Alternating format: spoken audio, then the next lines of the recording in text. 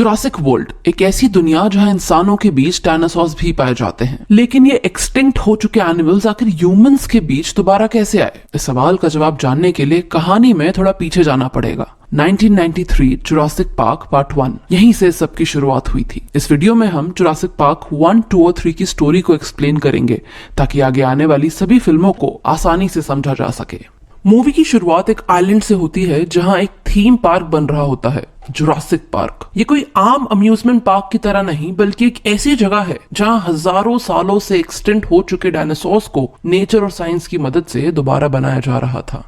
John Hammond नाम के एक आदमी का ये सपना था कि दुनिया का अब तक का सबसे बड़ा पार्क बने, जहां अलग अलग प्रजाति, अलग अलग ब्रीड के डायनासोर्स को एक साथ देखा जा सके। पर इसी बीच एक हादसा हो जाता है। एक वेलोसिरैप्टर वहां एक आदमी को मार देता है, जिसके कारण पार्क के इन्वेस्टर्स एक लॉयर डोनाल्ड जेनेरो को वहां भेजते हैं ताकि वो ये सुनिश्चित कर सके कि जुरासिक पार्क आखिर आम लोगों के लिए सेफ भी है या नहीं। वो एक्सपर्ट्स के अंडर एक सुपरविजन की डिमांड करते हैं जहां सभी सेफ्टी मेजर्स पर बारीकी से जांच की जाए। ऐसे में जॉन हैमंड लॉयर डोनाल्ड के साथ एक्सपर्ट्स की एक टीम को बुलवाते हैं जो उन्हें पार्क के लिए ग्रीन सिग्नल दे सके, जिसमें शामिल होते हैं Ian Malcolm, a mathematician who specialises in chaos theory, एक पेलियोंटोलॉजिस्ट डॉक्टर एलन ग्रांट, उनकी कॉलीग और दोस्त एली सैटलर के साथ। जैसे ही पार्क में उनके सामने पहला डायनासोर आता है, वो सब शॉक्ड रह जाते हैं। उन्हें अपनी आंखों पर विश्वास ही नहीं होता। हैमंड उन्हें फिर वहां से पार्क के विजिटर्स सेंटर ले जाते हैं, जहां उन्हें ये पता चलता है कि सारे डायनासोर्स एक मॉस्किटो यानी कि एक मच्छर से डायनासोर डीएनए को एक्सट्रैक्ट करके बनाए गए हैं। एक ऐसा मस्किटो जो हजारों साल से पहाड़ों में दफन था। उसके बाद डीएनए की मिसिंग पार्ट्स को फ्रॉग के डीएनए से कंप्लीट किया जाता है। डायरेक्ट क्रोमोसोम मैनिपुलेशन की वजह से पार्क के सभी डायनासोर्स फीमेल है। इसके बाद लंच पर ये सभी एथिक्स ऑफ क्लोनिंग पर काफी चर्चा करते हैं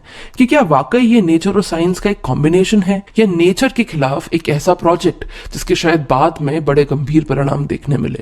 इस पर मैल्कम जेनेटिक इंजीनियरिंग पर सवाल उठाते हुए बोलते हैं कि नेचर अपना रास्ता खुद ब खुद ढूंढ लेता है और इस बात का यकीनन कम पर चांसेस तो जरूर है कि किसी दिन शायद डायनासोर्स खुद भी रिप्रोड्यूस करने लगे। इस थीम पार्क के फेवर में मैल्कम तो नजर नहीं आते। लंच के बाद पार्क में हैमंड के ग्रैंड चिल्ड्रन लेक्स और टिम भी वहां आ जाते हैं। फाइनली अब पार्क टूर की बारी आती है। सब लोग वहां जाने के लिए बेहद एक्साइटेड होते हैं। एलन, एली, मैल्कम और डोनाल्ड के साथ लेक्स और टिम भी इस एडवेंचरस पार्क में जाने के लिए निकल पड़ते हैं। डॉक्टर हैमंड कंट्रोल रूम से उनकी राइड को मॉनिटर कर रहे होते हैं। पार्क के अंदर जाते ही उनकी गाड़ी एक जगह पर आकर रुकती है। वो सब लोग वहां ट्रायनोसोरस को देखने के लिए वेट कर रहे होते हैं, पर खाना देने के बाद भी वो बाहर नहीं आती। इस पर डॉक्टर ग्रांट बोलते हैं कि टी-रेक्स ऐसे खाना पसंद नहीं करती, उसे शिकार करने की आदत है और 6.5 करोड़ साल पुरानी आदत को अब बदल पाना लगभग नामुमकिन है। कुछ देर इंतजार करने के बाद वो लोग वहां से आगे बढ़ते हैं। तभी हम देखते हैं कि डॉक्टर ग्रांट अचानक गाड़ी से नीचे उतर जाते हैं और उन्हें देखकर बाकी सब भी उनके पीछे चले जाते हैं।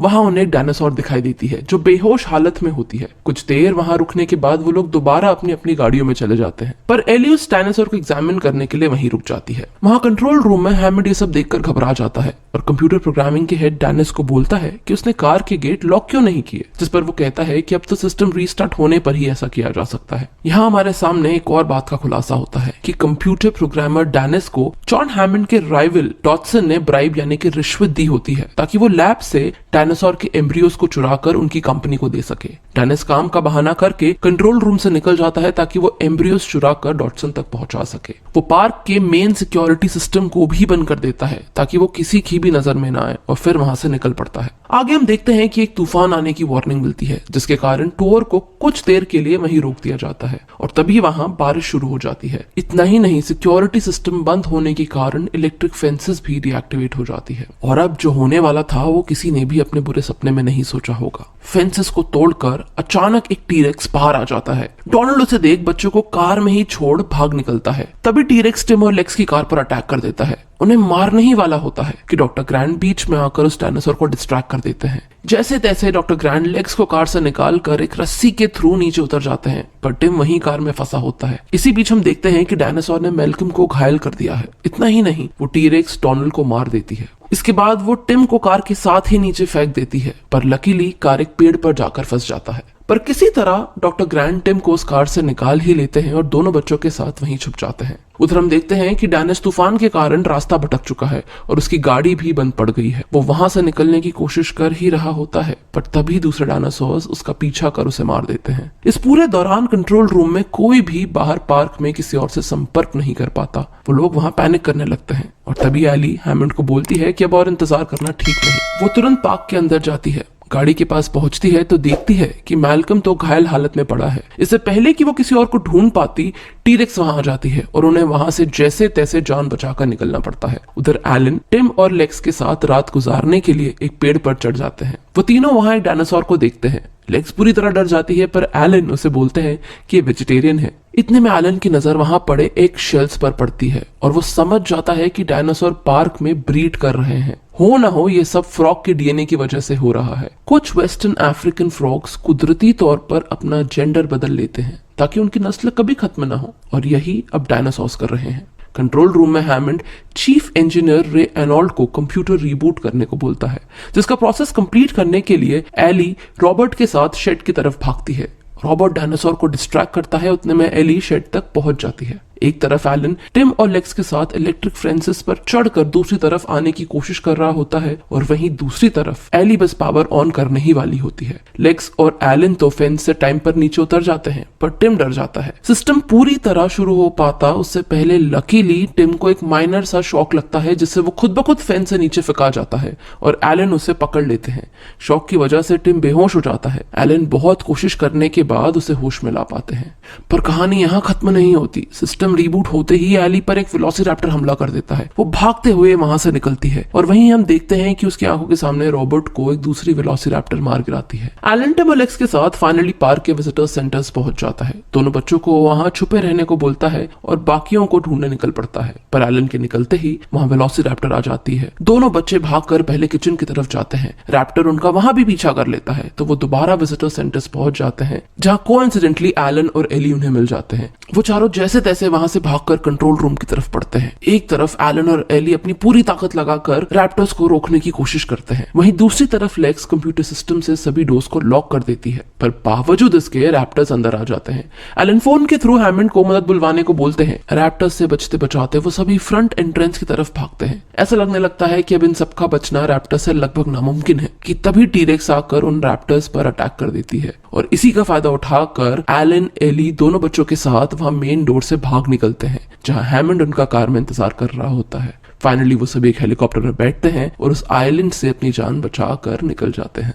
कहानी में आगे 4 साल बाद एक ब्रिटिश फैमिली को दिखाया जाता है जो वेकेशन के लिए एक आइलैंड पर जाते हैं, पर उन्हें इस बात का बिल्कुल भी अंदेशा नहीं होता कि वो एक ऐसे आइलैंड पर है जो डायनासोर से भरा पड़ा है। वहां उनकी बेटी पर कुछ डायनासोर अटैक कर देते हैं। डॉक्टर हैमंड को जब ये बात पता चलती है तो वो मैल्कम को एक मीट के लिए बुलवाते हैं। वहां उसे ये पता चलता है कि अब हैमंड की कंपनी इंजन को उनका नेफ्यू पीटर ऑपरेट कर रहा है। उस कंपनी को बैंकरप्ट होने से बचाने के लिए पीटर चाहता है कि वहां मौजूद डायनासोर्स को एक सेफ नेशनल हैबिटेट में लाया जाए, जिसके लिए वो मैल्कम की मदद चाहता है, पर मैल्कम इस बात से साफ इनकार कर देता है। तभी हैमंड एक खुलासा करते हैं कि उस आइलैंड पर मैल्कम की गर्लफ्रेंड सारा ऑलरेडी पहुंच चुकी है। सारा एक पेलेंटोलॉजिस्ट है। ऐसे में सिर्फ सारा को वापस लाने के लिए मैल्कम उस आइलैंड पर जाने के लिए तैयार हो जाता है। उसके साथ एक इंजीनियर एडी और फिल्म डॉक्यूमेंटेरियन निक भी आइलैंड पर पहुंचते हैं। वहां पहुंचते ही वो देखते हैं कि सारा पर एक डायनासोर अटैक कर रहा है, पर किसी तरह वो अपने आप को बचते बचाते एक ट्रंक में छुपा लेती है। इस हादसे के बाद मैल्कम उसे वापस चलने को बोलता है, पर सारा उसकी बात नहीं मानती। इसी बीच हम देखते हैं कि मैल्कम से छुपकर उसकी बेटी केली भी वहां उनके साथ उस आइलैंड पर आ चुकी है। वो वापस जाने के लिए डिसाइड करता है, पर इससे पहले कि वो कुछ कर पाता वो देखता है कि एक और टीम आइलैंड पर आ गई है। रॉलैंड नाम के एक आदमी को हैमंड ने हायर किया है ताकि वो डायनासोर्स को आइलैंड से कैप्चर करके सैन डियागो में बन रहे थीम पार्क पर ले जा सके। रॉलैंड की टीम आते ही अपना काम शुरू कर देती है। कुछ डायनासोर्स को तो वो कैप्चर भी कर लेते हैं, पर ऐसा होते देख रात में चुपके से मैल्कम और सारा उन डायनासोर्स को आजाद कर देते हैं। इस बात से बिल्कुल अनजान कि रिहा होते ही वो डायनासोर्स वहां क्या करेंगे। वो डायनासोर्स कैंप को तबाह करने लगते हैं। इतना ही नहीं, रॉलैंड ने एक टीरेक्स के बच्चे को भी बंदी बना लिया होता है। वो उस बच्चे के जरिए उसकी माँ को पकड़ना चाहता था, पर निक उस बच्चे को उठाकर मैल्कम और सारा के पास ले आता है। ऐसा करने से रॉलैंड को समझ आ जाता है कि उसकी टीम के अलावा और भी लोग हैं जो इस आइलैंड पर मौजूद है और किसी ने इंटेंशनली उन सब डायनासोर्स को रिहा किया है। टीरेक्स का वो बच्चा पूरी तरह घायल होता है तो सारा और निक उसकी मरहम पट्टी करने के लिए उसे वैन में ले जाते हैं। मैल्कम केली के साथ एक सेफ जगह पर चढ़ जाता है, पर कुछ ही देर में उसे यह एहसास होता है कि टीरेक्स की माँ उसे ढूंढने बेस कैंप की तरफ बढ़ रही है। वो तुरंत वहां से उतरकर वैन की तरफ भागता है। इससे पहले कि वो लोग कुछ कर पाते, टीरेक्स उन्हें देख लेती है। वो समझ जाते हैं कि वो अपने बच्चे को वापस लेने आई है। वो डरते डरते वैन का दरवाजा खोलते हैं और उस बच्चे को बाहर उसकी माँ के पास छोड़ देते हैं। ऐसा करते ही वो चैन की सांस लेते हैं। उन्हें लगता है कि अब वो फाइनली वहां से चली जाएगी, पर ठीक इसका उल्टा वो टीरेक्स गुस्से में आकर वैन पर हमला कर देती है और उसे क्लिफ से नीचे ढकेल देती है। मैल्कम, निक और सारा तीनों उसमें फंसे होते हैं। बाहर एडी उन्हें निकालने की बहुत कोशिश कर रहा होता है, पर इसी कोशिश में वो टीरेक्स का शिकार बन जाता है। ऐसा लगता है कि अब सारा नीचे गिर ही जाएगी, पर तभी रोलैंड के आदमी आकर उन तीनों को वहां से बाहर निकाल लेते हैं। इस हादसे के बाद दोनों टीम्स एक साथ हो जाती है और फौरन यहाँ से निकलने के लिए प्लान बनाना शुरू करती है। रात को जब सब टेंट में सो रहे होते हैं तब वहां अचानक टीरेक्स वापस आ जाती है और सारा के टेंट पर हमला कर देती है। कुछ लोग इसमें मारे भी जाते हैं। वहां भगदड़ मच जाती है, सब लोग इधर उधर भागने लगते हैं। वहां हम देखते हैं कि उस जगह एक और टीरेक्स मौजूद है जिसे बड़ी चालाकी से रोलैंड इंजेक्ट कर बेहोश कर देता है। दूसरी तरफ मैल्कम, निक, सारा और केली टीरेक्स से तो बचकर भाग निकलते हैं, पर उनके पीछे कुछ वेलोसिरैप्टर्स पड़ जाते हैं। निक किसी तरह इंजन के बेस कैंप के कंट्रोल रूम तक पहुंचता है और फाइनली बाहर से मदद बुलवा लेता है। वेलोसिरैप्टर से बचते बचाते वो सब एक हेलीकॉप्टर तक पहुंच जाते हैं। वो वहां से निकल ही रहे होते हैं और वो देखते हैं कि रोलैंड ने एक टीरेक्स को कैप्चर कर लिया है जिसे अब वो सैन डिएगो में ले जाएगा। शहर पहुंचते ही मैल्कम और सारा पीटर को रोकने और समझाने की कोशिश करते हैं कि जिस शिप से टीरेक्स को आप ला रहे हो उसे वापस भेज दो, पर इससे पहले कि वो कुछ कर पाते वो शिप पोर्ट तोड़ते हुए अंदर आ जाती है। उस शिप में बेहोश टीरेक्स पर सेडेटिव्स का कुछ खास असर नहीं हुआ था और इसीलिए होश में आते ही उसने शिप में मौजूद सभी लोगों को मार दिया था। और अब वो टीरेक्स शिप से निकलकर शहर पर हमला करने निकल पड़ती है। इतने में हमें ये पता चलता है कि उसके बच्चे को पहले ही थीम पार्क में लाया जा चुका है। वो टीरेक्स अपने बच्चे को ढूंढ रही है। मैल्कम और सारा तुरंत जाकर उस बच्चे को पार्क से उठाकर शिप की तरफ बढ़ते हैं, पर इतना सब होने के बाद भी पीटर ये नहीं चाहता कि टीरेक्स को वापस आइलैंड भेज दिया जाए। वो उसकी माँ को शूट करने के ऑर्डर्स देता है ताकि उस बच्चे को वापस थीम पार्क ले जाए, पर ऐसा कुछ भी नहीं हो पाता। अपने बच्चे को देख वो टीरेक्स शिप की तरफ बढ़ती है। मैल्कम और सारा तुरंत वहां से बाहर निकलते हैं, पर पीटर बच्चे को वापस लेने के लिए शिप के अंदर चले जाता है। ऐसा होते ही टीरेक्स पीटर को मार गिराती है। मैल्कम तुरंत शिप को लॉक कर उसे वापस आइलैंड पर भेज देता है। अगले दिन हम न्यूज में देखते हैं कि उस शिप को वापस दोबारा उस आइलैंड पर भेजा जा रहा है। साथ ही एक इंटरव्यू में जॉन हैमंड ये खुलासा करते हैं कि अमेरिकन और कोस्टारिका गवर्नमेंट ने उस आइलैंड को अब नेचुरल प्रिजर्व डिक्लेयर कर दिया है और ये फिल्म यहाँ खत्म हो जाती है। सैन डिएगो के हादसे के कुछ साल बाद हम देखते हैं कि 12 साल का एक लड़का एरिक अपने फैमिली फ्रेंड बेन के साथ इस्ला सोर्ना आइलैंड के पास पैरासीलिंग करने जाता है। वो दोनों ऊपर से डायनासोर्स को देखने के लिए बहुत एक्साइटेड होते हैं, पर इससे पहले कि वो कुछ देख पाते वहां कोहरा छाने लगता है, जिसकी वजह से उनकी बोट क्रैश होने ही वाली होती है। उनके पास खुद को बोट से अनप्लग करने के अलावा कोई दूसरा रास्ता नहीं बचता और वो दोनों पैराशूट की मदद से आइलैंड पर लैंड कर जाते हैं। इसके ठीक 8 हफ्तों बाद कहानी में डॉक्टर एलन ग्रैंड को दिखाया जाता है, जो अपनी दोस्त एली से मिलने उनके घर जाते हैं। यहाँ हमें यह पता चलता है कि एली की अब शादी हो चुकी है। एलन उसे बताते हैं कि वो कई सालों से वेलोसिरैप्टर्स पर रिसर्च कर रहे हैं और उन्हें अब ये पता चला है कि वेलोसिरैप्टर्स बहुत ही ज्यादा इंटेलिजेंट और स्मार्ट डायनासोर्स थे। वो एक दूसरे से बात कर सकते थे और यही वजह है कि वो लोग झुंड में शिकार करते थे। वो एली को याद दिलाते हैं कि जब वो जुरासिक पार्क में फंसे थे तब उन्हें जो आवाजें सुनाई देती थी वो वहां मौजूद वेलोसिरैप्टर्स की ही थी, जो एक दूसरे से कम्युनिकेट कर रहे थे। इतना ही नहीं, डायनासोर्स की ये ब्रीड कभी एक्सटेंट ही नहीं हुई, बल्कि समय के साथ साथ वो तो इवॉल्व करने लगे थे,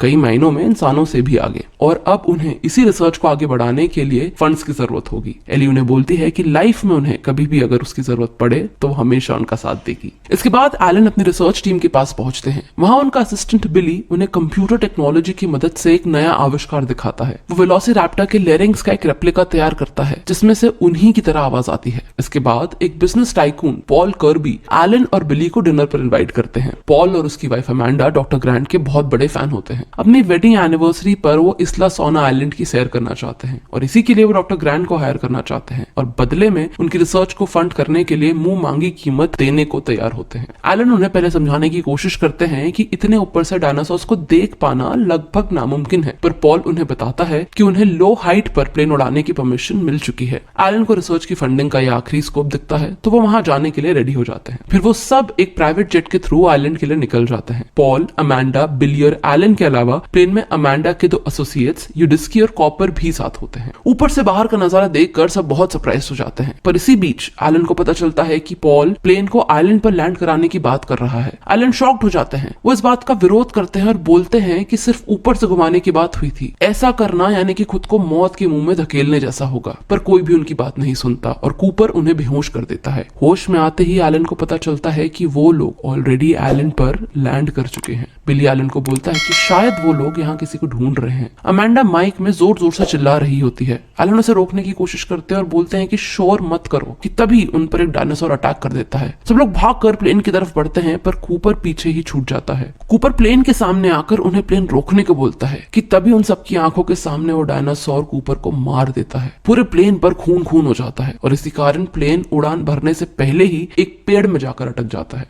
कूपर को मारने के बाद भी वो डायनासोर उनका पीछा नहीं छोड़ता। प्लेन के अंदर से पायलट को बाहर निकालकर बड़ी ही बेरहमी से उसे मार देता है। सब लोग प्लेन के पीछे वाले हिस्से की तरफ भागते हैं कि तभी वहां एक और डायनासोर आ जाता है। वो दोनों आपस में लड़ने लगते हैं और इसी बात का फायदा उठाकर सब प्लेन से भाग निकलते हैं। यहाँ एक नया खुलासा होता है। एलन और बिली को ये पता चलता है कि पॉल और अमांडा एक डाइवोर्स्ड कपल है, जो यहाँ अपने बेटे एरिक और अमांडा के बॉयफ्रेंड बेन को ढूंढने आए हैं, जो यहाँ पैरासीलिंग करने आए थे पर अब मिसिंग है। गवर्नमेंट अथॉरिटीज ने भी उनकी हेल्प करने से मना कर दिया था और यही कारण है कि वो लोग एलन को अपने साथ लेकर आए हैं, क्योंकि वो पहले भी यहाँ आ चुके थे। बट टू देयर सरप्राइज उन्हें ये पता चलता है कि एलन ग्रैंट इस आइलैंड पर नहीं बल्कि इसके पास वाले आइलैंड जुरासिक पार्क पर आए थे। ये वो आइलैंड है जहाँ डायनासोर्स को पैदा करने के बाद उन्हें अंडर ऑब्जर्वेशन रखा जाता था। एलन इस आइलैंड से बिल्कुल अनजान थे और अब वो सब यहाँ बुरी तरह खो चुके हैं। इसके बाद वो लोग थोड़ा आगे बढ़ते हैं और उन्हें एरिक का कैमरा गिरा मिलता है। कैमरे की रिकॉर्डिंग से उन्हें यह पता चलता है कि एरिक और बेन सेफली आइलैंड पर लैंड कर गए थे और वो दोनों भी जिंदा है। पॉल और अमांडा की जान में जान आ जाती है कि तभी एलन को उनका पैराशूट दिखाई देता है। अमांडा भागकर उस पैराशूट को नीचे खींचती है कि तभी अचानक उनके सामने बेन का कंकाल आ जाता है। वो बहुत बुरी तरह डर जाती है, रोने लगती है। पॉल उसे हक कर लेता है, काम डाउन करता है और बोलता है कि एरिक जिंदा है, उसे हिम्मत रखनी होगी।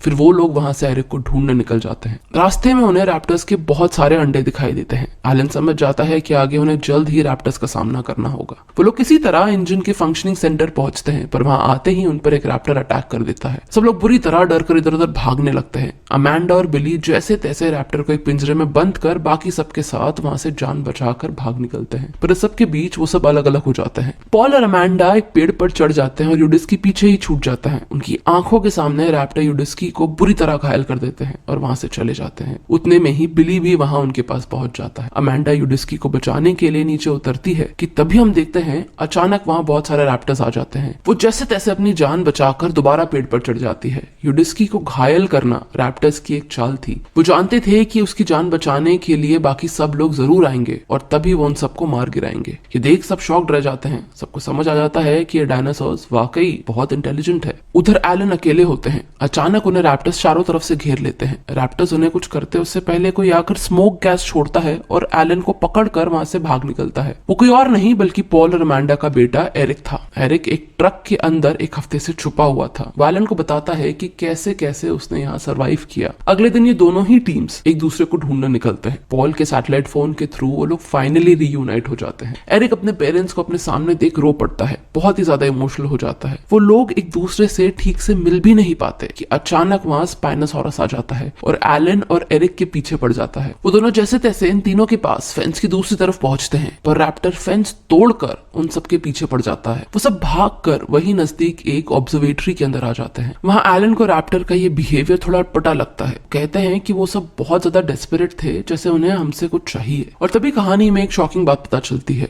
और वो ये कि बिली ने फंडिंग के लिए रैप्टर्स के 2 अंडे चुरा लिए थे और यही वजह है कि रैप्टर्स उन सबकी जान के दुश्मन बने हुए हैं। ये जानकर एलन बिली से अंडे लेकर उन्हें बाहर फेंकने वाला ही होता है कि उसे ख्याल आता है कि शायद अब यहाँ से बाहर निकलने के लिए ये अंडे ही उनकी मदद करेंगे। यहाँ से निकलकर वो सब एक पिंजरे जैसी जगह पर आ जाता है। वहां पहुंचते ही उन्हें रियलाइज होता है कि वो एक एवियरी यानी कि उड़ने वाले डायनासोर का पिंजरा है जो पानी के ऊपर बना हुआ है। इससे पहले कि वो लोग कुछ कर पाते हैं, एक डायनासोर एरिक को उठाकर वहां से उड़ जाता है। वो अपने बच्चों के पास जाकर एरिक को छोड़ देता है। एरिक उनसे बचते बचाते भाग रहा होता है कि तभी बिली पैराशूट की मदद से एरिक को बचा लेता है। वहीं दूसरी तरफ हम देखते हैं कि एलन, अमांडा और पॉल के पीछे भी एक डायनासोर पड़ा हुआ है और वो तो केज के अंदर आ चुका है। उसके अंदर आते ही वो केज टूट जाता है और वो तीनों पानी में नीचे गिर जाते हैं। इतना ही नहीं, एक डायनासोर पैराशूट को फाड़ देता है जिससे एरिक और बिली भी पानी में नीचे गिर जाते हैं। बिली सब डायनासोर्स को अपनी तरफ अट्रैक्ट करता है और सबको वहां से जाने के लिए बोलता है। ना चाहते हुए भी बिली को पीछे छोड़ उनको अपनी जान बचाकर निकलना पड़ता है। वो लोग वहां खड़ी एक बोट पर चढ़ जाते हैं। वहां एक सैटेलाइट फोन से एलन एली को फोन करते हैं और मदद भेजने के लिए बोलते हैं। इससे पहले कि एली कुछ ज्यादा सुन पाती, वहां एक स्पाइनोसॉरस आ जाता है। पॉल उसे अपनी तरफ अट्रैक्ट कर उसे अपने पीछे बुला लेता है, ये जानते हुए कि अगर कोई अब बचा है जो उसकी बीवी और बच्चे को सही सलामत यहाँ से बाहर निकाल सके तो वो सिर्फ डॉक्टर एलन ग्रांट है। उन सबकी जान बचाने के लिए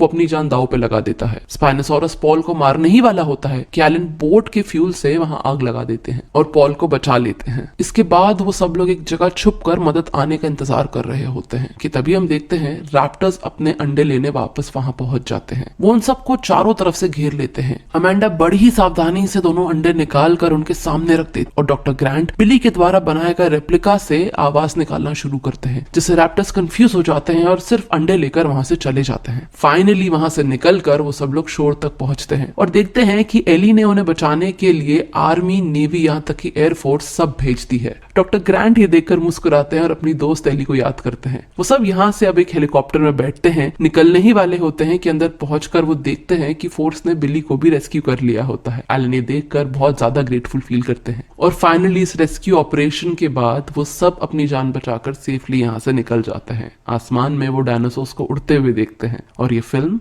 यहाँ खत्म हो जाती है। तो कैसा लगा जुरासिक पार्क का आपको ये रिकैप? हमें कमेंट करके जरूर बताएं। डायनासोर्स और जुरासिक पार्क की ये कहानी आगे कंटिन्यू होती है जो हमें जुरासिक वर्ल्ड यूनिवर्स में दिखाई गई है। आखिर कहानी में आगे और क्या क्या होता है ये जानने के लिए हमारे चैनल पर जुरासिक वर्ल्ड यूनिवर्स का अगला वीडियो जरूर देखें।